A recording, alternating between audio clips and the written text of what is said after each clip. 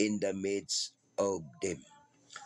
Alin man daw po ang tatlo, dalawa, nagkatipon-tipon sa pangalan ng Panginoon ay siya ay nasa ating kalagitnaan. Kaya kumbaga, sino man sa inyo o sa atin na nananalangin, nagpe-pray, at nagsama-sama para magpasalamat sa Panginoong Hesus, ay kasama natin ang Panginoon dahil siya ay Espiritu. Ang bawat isa na mananalangin at humingi ng tulong, gabay o pananampalataya sa Panginoon, ay ang Panginoon natin nandiyan, kasama-sama natin kung saan man tayo patungo o papunta. Ang kailangan lang natin ay ang manalangin muna. Dumulog sa Panginoon kung ano ang ating mga pangangailangan.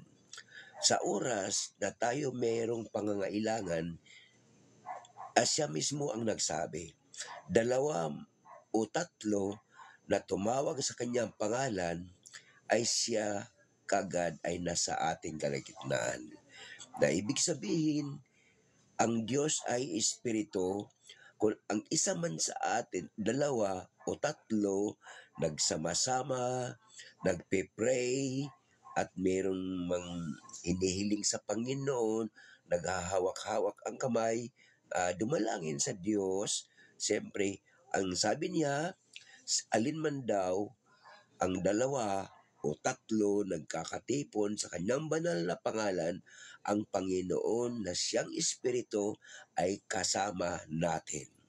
So, huwag tayong mag-alala at hindi na natin kailangan na merong isang ribulto o isang santo na nasa ating harapan. Dahil ang alam natin, o sabi ng Biblia, alin man ang 2 o 3 na tumawag sa kanyang banal na pangalan, ang Panginoon na siyang Espiritu ay kasama natin kapag tayo ay tumawag sa Kanya. So malaking bagay na ang bawat isa ay kinakailangan ay humiling at dumulog sa Diyos na mayroong pagpakumbaba.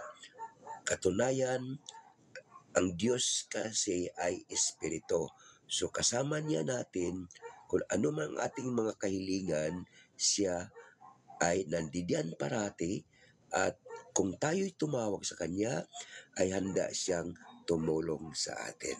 Kaya kung ano mang ating kahilingan, sa pamamagitan ng pangalan ni Jesus, na tumawag tayo sa Kanya, ay nandiyan siya sapagkat siya ay Espiritu. Espiritu ang Diyos natin na walang iba, si Panginoong Hesukristo. Amen. So yan po, no? Hindi na natin kailangan na tumawag pa ng iba na mga pangalan, kundi ang pangalan lamang ni Hesukristo na siyang Santong Espiritu sa ngayon ay kakasamahin natin at makakasama natin siya sa oras na tayo po ay tumatawag sa kanyang banal na pangalan. Amen.